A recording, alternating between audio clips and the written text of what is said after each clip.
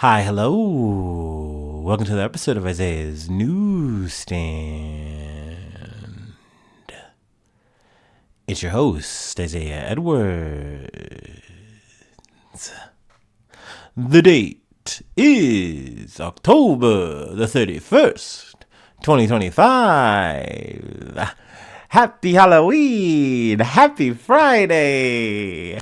Hopefully this energy, finds you well. Hopefully you're filled with bats and pumpkins and nice and yummy treats. I don't know, whatever you're into for Halloween, if you celebrate it. I myself am not a big Halloweeny, but I do like a spooky, spoopy day. So happy to ring in the tidings with my dear listeners. But yeah, no, today has been good. I am reporting in early, recording a little bit earlier than usual. I took a day for myself. It was, like I said in the previous episode, the last day before, the peak really hits, and I just really wasn't feeling it. So I said, yeah, let's just stay home. Let's get our our podcast in. Let's get our workout in because I'm going out later tonight. So, let's just have it all at home. Let's just relax. So that was the plan. Now, I did have a bit of a bump in the road last night. I went to bed a little bit later, which was a bit of a bummer, just kind of recording late, getting everything done and wrapped up. But I go to sleep, and I want to say not even 40 minutes later, I wake up, and I just feel weird. My stomach, a couple, another issue or so. And I'm just like in the bathroom wondering, oh no, is this it? Am I having one? Am I having a moment? Yeah, so I was worried. I was worried for about a good 30 minutes to an hour. Not to mention I'm up in the middle of the night and I'm not happy about it. So, I was kind of in and out of the bathroom, in and out of bed. I started feeling a little bit better and I was able to get back to sleep. And I think I slept till around 9ish or so. And then I kind of laid around in bed till about 10:30. So yeah, that I kind of blew my morning in a bit. I could have been more efficient. I kind of kick myself for that these days because, time is very precious. You only get so much of it, especially in any given day. And I like to make the most of it. And laying in bed, playing my little mobile game, losing and being mad about it is not a good use of my morning. But that being said, I was just a bit gun shy to just get up and go immediately to the gym because I just didn't want to have the same problems as last night, right? So luckily I'm feeling a lot better. So that's good. Clap it up for that. Yay. Knock on some wood too. Why not? And we did go to the gym. So that was awesome. I would say this is my first day of the week where I was able to hit all the machines the way I wanted. Though that being said, I cut my usual leg stuff in terms of like my filler work, and I just did the hack squat again. I don't know why. I kind of, after doing it a couple times over the past couple weeks, I'm like, I'm not saying I'm gonna switch completely to it, but I'm like, it doesn't hurt to integrate something like that again. So did that. And that was good. That was solid. But yeah, I was able to hit the rest of my workout in terms of the Smith machine and the free weights and the core stuff and all my filler machines and equipment. So yeah, it was really good. Plus the hour of cardio, everything was good. Everything was rosy. And then something I wanted to add, a little bit of a, pat on the back for myself. I'm really liking how things are moving. Like, it felt really good hitting my max weight today, and like I was generally able to get it efficiently. So that's good. I'm really liking how things are going right now in the gym. Also, it feels good. I'm going to knock on some wood again. Haven't really had any injuries or anything like that to report. That being said, my bum ankle, my right ankle, it's been hurting, for sure. But overall, like, things are solid. My back has been feeling great. Y'all know I have the pesky rotator cuff thing. That hasn't been an issue in like months. So I'm feeling really good on the physical front. You know what I mean? So that's nice to be in a good place, I feel like, so I got to celebrate that when I can. So yeah, that has been my day. I've really enjoyed myself, just relaxing. Like I said, besides losing in my game, besides losing in my little game, but I can get over that. It's fine. Sometimes you have bad seasons. Sometimes you have bad months. It's all right. I think my biggest problem in terms of that is like, I have to remind myself this is a hobby. It's not some way of life. And like, you're supposed to enjoy it. And when you're not enjoying it, just stop doing it. Like, no one's paying me to do, my little Marvel Snap game, or Magic the Gathering. I can just put it down and, like, just do something else. Anyway, let me go ahead and do my startup, and we can get into some news.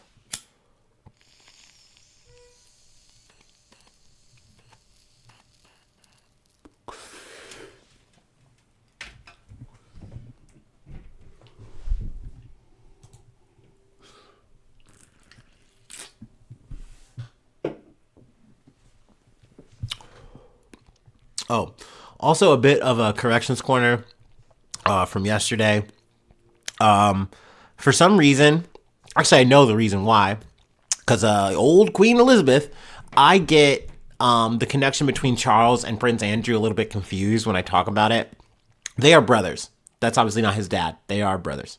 That being said, all my points pretty much stand, the same. They've been living off the Queen's dole, living off the King's dole, same fucking shit. Get off the tit. You're a pedophile. You're a pedophile. Anyway, let's go ahead and, like I said, let's get at it. Let's get after it. From the Associated Press, 2 Mississippi sheriffs and 12 officers charged in drug trafficking bribery scheme.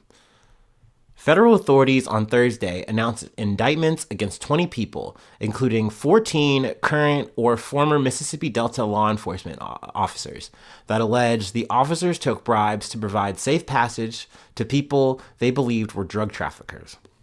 The years-long investigation swept across multiple counties, in the Mississippi Delta region of Mississippi and Tennessee. 2 Mississippi sheriffs, Washington County Sheriff Milton Gaston and Humphreys County Sheriff Bruce Williams, were among those arrested. Some bribes were as large as $20,000 and $37,000, authorities said at a news conference. It's just a monumental betrayal of public trust, U.S. Attorney Clay Joyner said. The indictments say law enforcement officers provided armed escort services on multiple occasions to an FBI agent posing as a member of a Mexican drug cartel. Excuse me. The indictments allege the officers understood they were helping to transport 25 kilograms or 55 pounds of cocaine through the Mississippi Delta counties and into Memphis. Some of those officers also provided escort services to protect the transportation of drug proceeds. Gaston and, or should I say, I feel like I just want to say Gaston. Gaston and Williams are alleged to have received bribes in exchange for giving the operations their blessing, one indictment said. It also alleged that Gaston attempted to disguise the payments as campaign contributions, but did not report them as required by law. I mean, it's kind of lazy. Like, just saying, like, we'll slap that on there. And also just say, hey, we're giving you your blessing. No, it's not just a blessing, my guy. You are escorting them on, at least some of these occasions, right? Like, it is very wild that you're not only not gonna, you're letting that kind of stuff slide, but you're actively participating in enabling it. So, that's great. We love to see that. And I really want to hammer that fucking point home, is like, this is why, like, there's so many reasons why when we talk about law enforcement, no matter, whatever agency or whatever fucking alphabet amalgamation, like, it always kind of can condense to the same fucking thing, especially in these things. I mean, obviously a lot of times we're talking about systematic, blah, blah, blah, blah, but you literally just have guys who are dirty, who are corrupt, and like saying, no, I'm to the highest bidder. You just give me some money and I'll let you do whatever.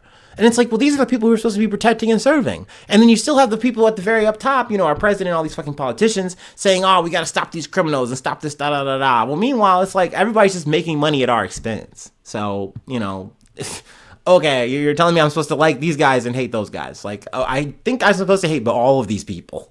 But anyway, federal officials said the investigation began when people who had been arrested complained about having to pay bribes to various individuals. Like, man, what the fuck, man? Why you jamming me up? We just paid you guys. Law enforcement is only effective when the community they protect can trust the law enforcement. Officers are honestly serving the community's interests, said Robert Ecoff, special agent in charge of the FBI's of the FBI's Jackson Field office. This type of corruption strikes at the heart of the community. I mean, hey, at least you're calling it out. 19 of the 20 people are also charged with violating federal gun laws. In addition to the two sheriffs, those charged include, we're not going to go through all the names, it's a lot of them. Court records show that the Federal Defender's Office is representing 16 of the 20 people charged, including two sheriffs. The Federal Defender's Office said it does not comment on pending matters. Attempts to reach the other four at phone numbers listed for them were unsuccessful. Mississippi Governor Tate Reeves said in a statement he was disappointed to learn of the allegations. The law must apply equally to everyone regardless of the title or position they hold, he wrote. Know that if you betray the people's trust in Mississippi, you will face the consequences, or you will face consequences. They go through a bit of a history of other instances with like law enforcement corruption and blah, blah, blah.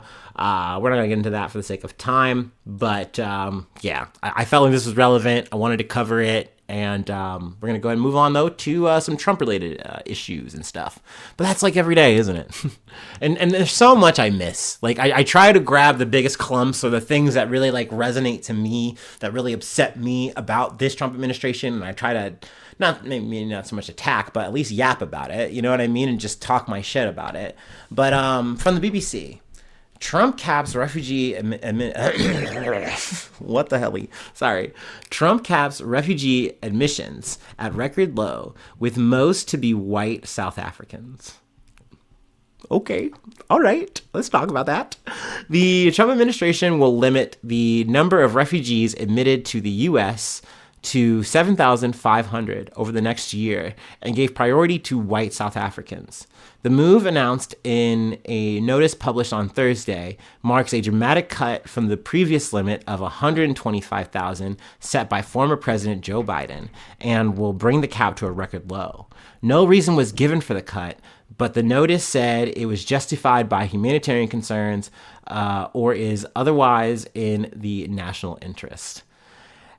This strikes at something we talked about earlier in the year, I think around February, where Trump made all these assertions and brought up all these rumors saying like there's this white genocide happening to farmers in South Africa and we need to do something about it. This needs to be prioritized. And he brought Cyril Ramaphosa in the office. That's like, you know, part of the thumbnail is like his visit here, and like accuse him of all this shit. It turns out they were using like not even like the same footage, like of different fucking things, and like stitching it all together and say this is actually this when it was not that at all. I did want to kind of just go right to this highlight portion I had at the end. I will read this part. Yeah. Earlier this year, Ramaphosa signed a controversial law allowing the government to seize privately owned land without compensation in some circumstances. Essentially, a South African version of eminent domain.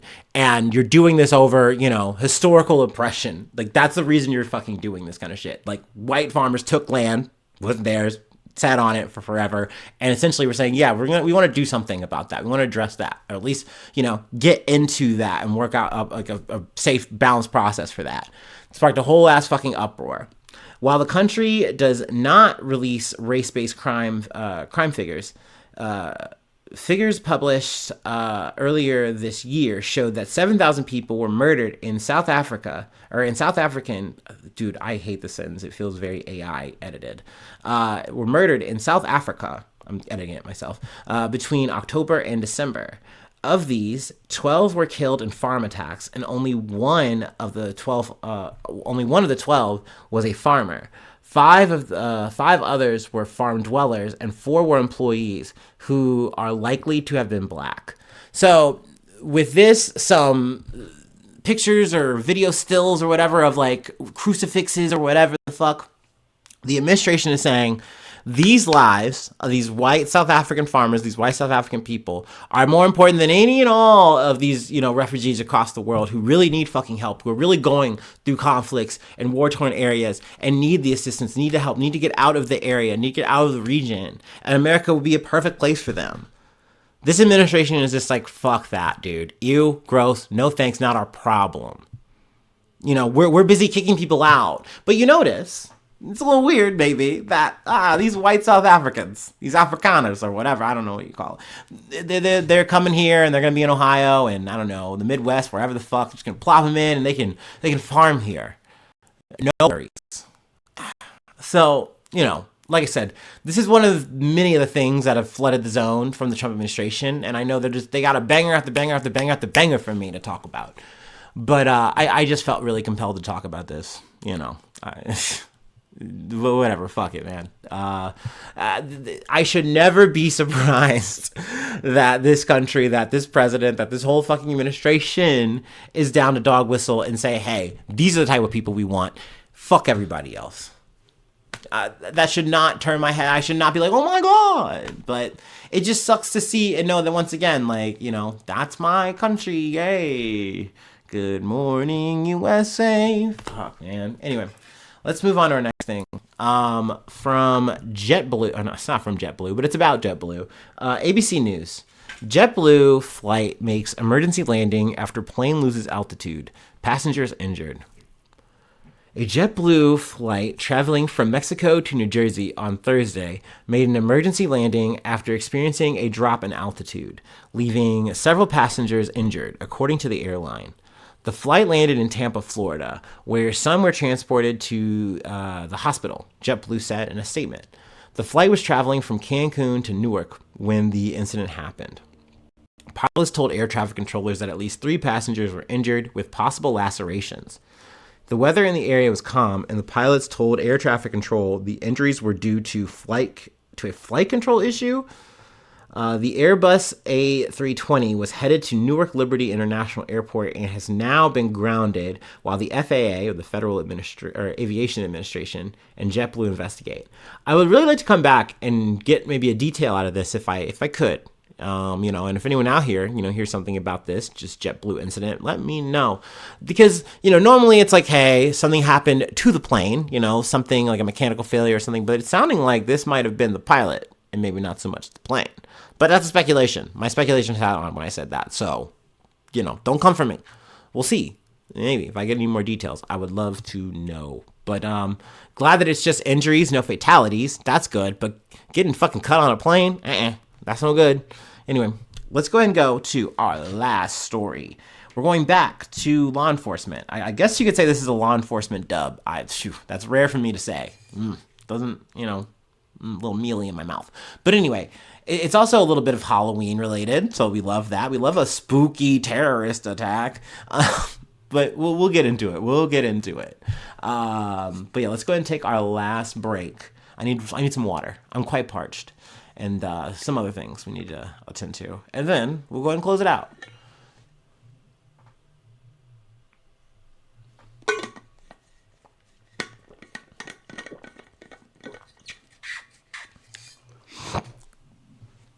Oh, buddy.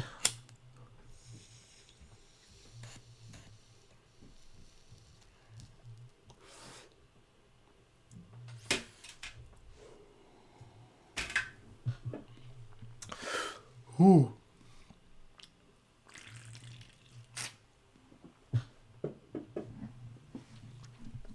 Okay. Yummy.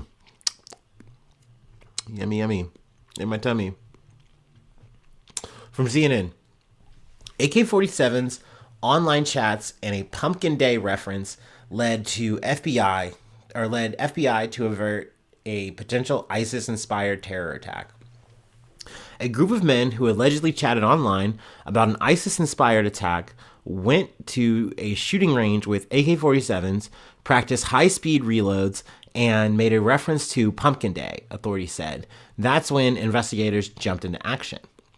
Multiple people were arrested Friday when the FBI averted a potential terrorist attack planned for Halloween weekend, Director Kash Patel said. So I gotta say this up front. I hate to give Leather Daddy Kash Patel, and I also have to say that the Leather Daddy thing is technically not real. I don't know if I mentioned that before, but it's funny. It's just funny. I sometimes I like a good Photoshop edit, and when the jacket and pants fit. Anyway. That's a if you know kind of thing. I'm sorry. This morning, the FBI thwarted a potential terrorist attack and arrested multiple subjects in Michigan who were allegedly plotting a violent attack over Halloween weekend. More details to come, Patel posted on X. The plot was inspired by ISIS and unfolded in online chat rooms, 2 law enforcement officials with knowledge of the case told CNN. 2 participants have been arrested and 3 others are being questioned. One of those officials said. An FBI undercover person was introduced into the chat room in the early stages of discussion, that official added.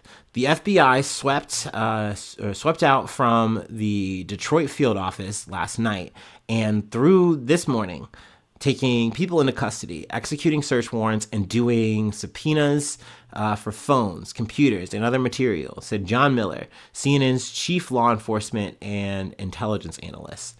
This all relates to an investigation that started months ago into people who were communicating online with each other here in the United States, but also talking to people overseas, possibly connected to ISIS, Miller said, citing conversations with law enforcement officials who had been briefed. The participants discussed whether to carry out an ISIS-inspired plot in the U.S., though what that plot was, when that plot would be, what the target would be was unclear as they discussed various options in terms of timing, Miller said. But this week, when a group of those men who were being monitored went to a shooting range with AK-47s and other weapons, fired a large number of rounds of ammunition, practiced tactical high-speed reloads, and in the discussions, it was picked up a reference to what we're told is Pumpkin Day, a possible reference to Halloween. The FBI jumped into action, he said. The FBI's Detroit field office confirmed the FBI in Michigan were present in the cities of Dearborn and Inkster this morning conducting law enforcement activities. Spokesperson Jordan Hall told CNN, "There's no current threat to public safety." The Dearborn Department said it has been aware that the FBI conducted operations in the city of Dearborn earlier this morning. We want to assure our residents that there is no threat to the community at this time, the police department said. Michigan Governor Gretchen Whitmer thanked the FBI and Michigan State Police for their quick work.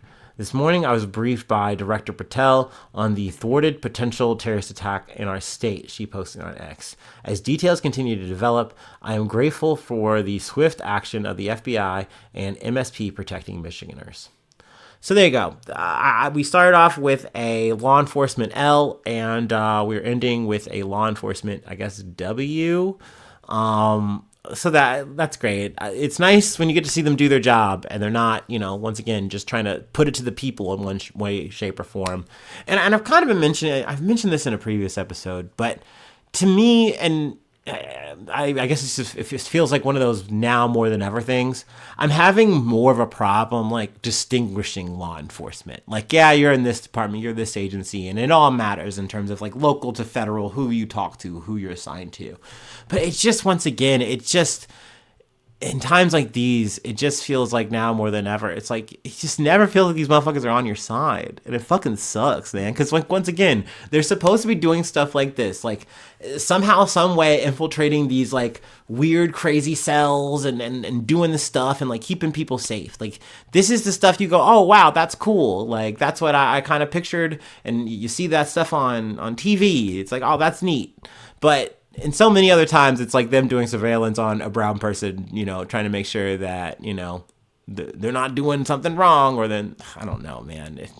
I'm in the weeds about this, but it just sucks. It would be nice to want to be like, yeah, law enforcement, that's good. They're doing the right thing. They're protecting and serving. But, all my life, it's never really felt like that. So yeah, anyway, this is me covering a W for them on a spooky day.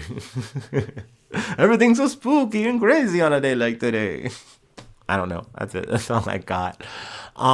If you would like... Oh, also, if you wore a costume or you're going to wear a costume this weekend, I don't know, by all means, feel free to post it. I have a Discord where you can post things and do stuff. It's like a newsy chat thing. I don't know. Hit me up for that. I will send you links. Or you can post it, I don't know, wherever you can post pictures and whatever. Social and/or I don't know. Can you post pictures on YouTube comments? Probably not. But that's like, once again, that's why I have the Discord. Hit me up for that. Anyway, if you'd like to become a newsie, official newsie, you can join the Newsy group. get access to some old dusty episodes. It's also just a cool little tip jar situation. But you do get on the roll call, which is going to be tomorrow because it's the first of the month. That's tomorrow, November. If you want to be part of the Newsy roll call, become a Newsy today. Shout you out at the top of the pod on that episode. Plug a project thing you're into. I don't know. It's like a cameo style thing, and I say it out to the world. Use me as your billboard. It's kind of neat if you'd like. But yeah, free ways to hit me up. IsaiahNews1@gmail.com. Feel free to follow me or the podcast on any of the socials. But yeah, let's see here. Leave a like, leave a comment. I'm skipping around. Who cares, man? It's Halloween. It's a holiday. Leave a like, leave a comment. Sharing is caring. Let's see, 5 stars on Spotify, 5 stars on Apple Podcast. That's helpful. That's neat. If you haven't done that yet, thank you kindly. But if you didn't, that's okay. And obviously no pressure to talk about, things in the I do appreciate though people who, leave little funny comments, little things. It's neat. I like interacting with people who listen. It's neat. That this is supposed to be that. I would like to interact with the audience once again, my dear listeners. Tell me your favorite candy, least favorite candy, what's good, what's bad in the bag. But hopefully, no matter what, hopefully you have a good Halloween. Hopefully you have a good Halloween weekend. I do plan on, doing episodes throughout the weekend, but just want to say it now, right up the top. But yeah, thanks so much for tuning in. Thanks so much for being a friend. And hopefully I see you soon for some more good news. I love ya. Bye-bye. Mwah.